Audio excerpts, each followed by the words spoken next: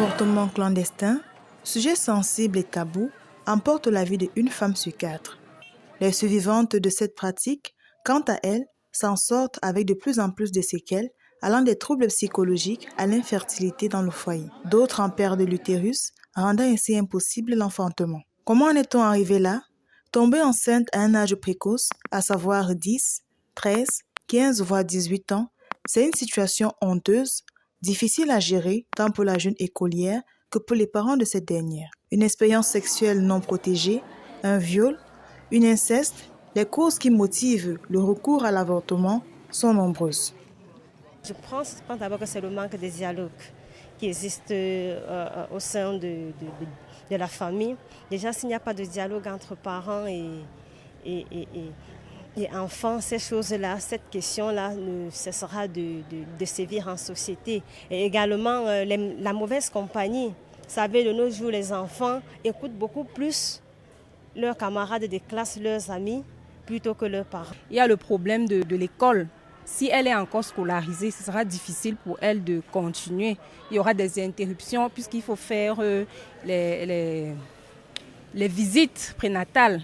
Il y a aussi l'âge. Il y a les jeunes filles qui ne sont pas encore assez matures pour garder une grossesse normalement, entretenir une grossesse normalement. Il y a aussi le problème financier. Oui, la pauvreté tous ces phénomènes-là peuvent pousser une jeune fille à avoir recours à l'avortement. Si elle a déjà conçu, pour son bien-être, il vaudrait mieux qu'elle garde la grossesse parce que c'est une pratique dangereuse, extrêmement dangereuse.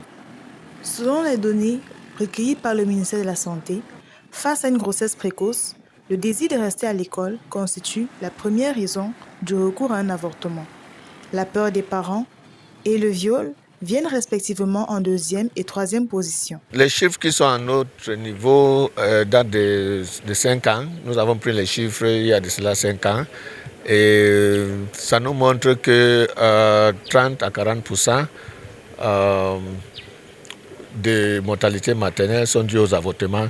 Et à l'intérieur de ces avortements-là, environ 9 à 13% sont attributables sont dus aux avortements clandestins. Donc, vous savez, c'est énorme, à peu près 70%. Donc, il faut agir. Face à ce phénomène qui continue d'emporter la vie de nombreuses jeunes femmes, le premier acte d'intervention de l'État est la sensibilisation. Devant ces fléaux, le ministre de la Santé publique a récemment signé une décision mettant en place les unités de santé de reproduction de l'adolescent dans toutes les formations sanitaires et aussi en instaurant les clubs santé, en instituant aussi les unités de santé de reproduction dans l'université et aussi dans les lycées et collèges. Donc ce n'est pas partout, mais c'est un début quand même de solution à ces problèmes. Certaines formations sanitaires qui ont déjà démarré avec ces unités-là, et ils prodiguent des conseils, ils offrent aussi des prestations en matière de la planification familiale, ils offrent aussi certaines activités de sensibilisation et d'éducation sexuelle.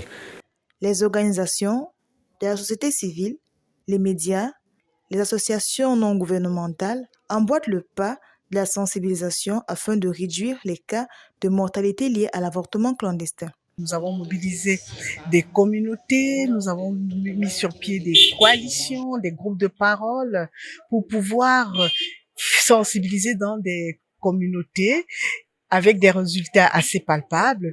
Et nous avons pensé que les prochaines étapes, c'était vraiment de mobiliser toutes les personnes ressources concernées par la question afin qu'il y ait un débat, qu'il y ait un dialogue sur la question des avortements, qu'il y ait des débats sur la question des avortements, des débats ouverts pour pouvoir adresser la question, prendre des résolutions fortes, prendre des actions pour pouvoir remettre fin à ces fléaux qui minent notre société, qui est devenue une question de santé publique.